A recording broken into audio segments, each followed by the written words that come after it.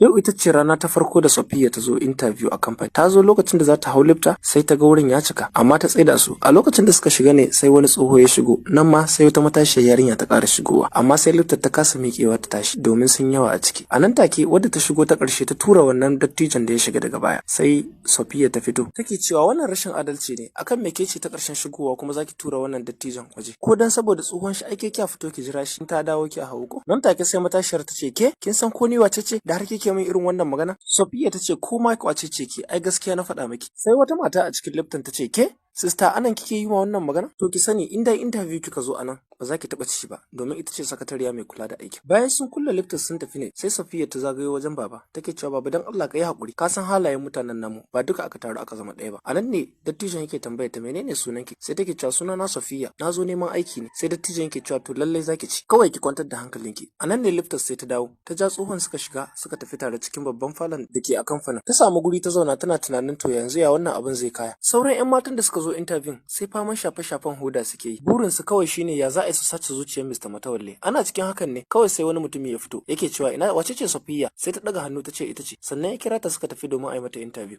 Tana shigowa ɗakin interview ne sai ta zara ido domin abin da ta gani. Anan kuma Mr. Matawalle ne yana zaune a cikin ofishinsa, a inda sakataren shi yake faɗa masa cewa sun tura domin a ɗauko baba a airport amma kuma sun je ba a gan shi ba. Ashi baba da kanshi ya taho. Ana nan sai ga baba ya shigo cikin ofishin da kansa. Anan ne Mr. Matawalle ya sauri ya zo ya rike shi ya zaunar da shi. Yake cewa haba baba, shekarunka sun ja amma har yanzu tun daga America sai ka kamo hanya ka taho kai kadai a jirgi. Sai dattijon ya ce to ina ruwanka da nazo, nayi da kai, na ce ka kawo min sarkata domin in ganta amma ka ki kawo min ita. Yanzu shekara 5 kenan da nuna min certificate din aurenka amma har yanzu baka zo min da ita na ganta. Ni ban ma yadda ka yi aure ba, ko daga sai ka yi shi ne. Mr. Matawalla sai ya ce haba baba dan Allah ka yi kada ka damu, ni da yanzu ka je zan kai ka asibiti ka ƙara duba lafiyarka, amma nayi maka alƙawarin zan zo maka da ita. Sai baban ya mike tsaye ya ce a bar shi zai koma da kanshi, amma ya bashi wata ɗaya lalle ya kawo ta. Har ya manta sai ya ce akwai wata yarinya na zo shigowa da ita na haɗu da ita sunanta Safiya, lalle duk yadda za a ɗauke ta aiki. A nan ne Mr. Matawalla yake cewa muna da ƙa'idojin ɗauka aiki, sai ce shi ba ruwan shi da ƙa'ida, lalle dole a ɗauke ta, kawai a ɗauke ta.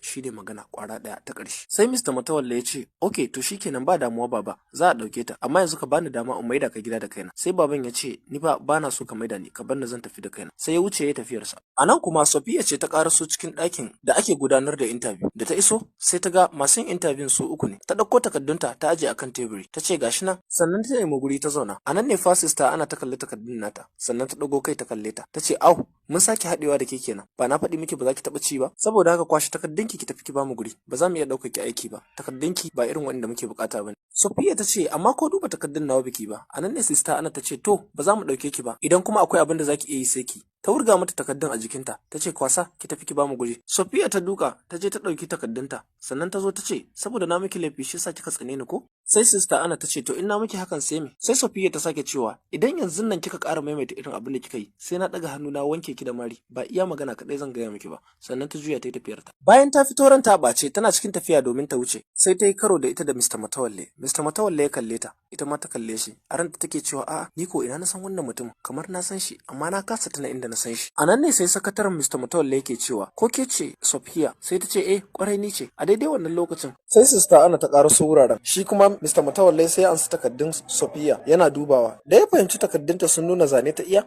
sai ya tambaya a department ɗin da ake zane-zane akwai gurbi kuwa? Shine sai sista ana ta ce a'a kwata-kwata ba mu buƙatar kowa a guraren. Mr. Matawalle ya ce to shikenan a sata a ƙarƙashin ofisina cikin masu kula da al'amura na musamman. Ya kama hanya ya tafi. Kai sista ana bata ji daɗin wannan al'amari ba, domin kowa gurin tsoron tunkarar Mr. Matawalle yake yi, domin tana son shi, ta kankane ita kaɗai ce ke kusantar shi. Sakataren ya ce wa Safiya ta biyo shi, ita kam har da yi mata gwalo. A nan ne sista ana ta samu ranta cewa duk yadda za ta yi ta sa a kori wannan yarinyar sai ta yi. Bayan Safiya ta ci gaba da aiki a kamfanin ne. A nan kuma sista ana ce take raɗawa Mr. Maha cewa waccan yarinyar sai da ta kwanta da Mr. Matawalle sannan ya ɗauke ta aiki. Saboda haka kai ma ka je ka jarraba sa'arka. Mr. Maha yana zuwa ya dafa mata kafaɗa yana yi mata maganganun banza. Ita kam ta kifa masa mari, shi kuma ya fasata yake ce mata sai ka ci ba mu san abin da aka yi ba sannan aka ɗauke ki aiki. Ya ci gaba da yi mata maganganu ta inda yake shiga ba ta nake fita ba. A daidai wannan lokacin sai ga Mr. Matawalle, a lokacin Mr. Maha yana ta kokarin kici tare da ita. Da suka lura Mr. Matawalle na kallon su, sai Maha ya sauri ya sake ta, sannan ya ce mata sake ga abin da zan miki. Ya wuce zai tafi kenan, sai ta riko shi take faɗa wa Mr. Matawalle abin da yake mata, na cewa yana kokarin keta mata haddi.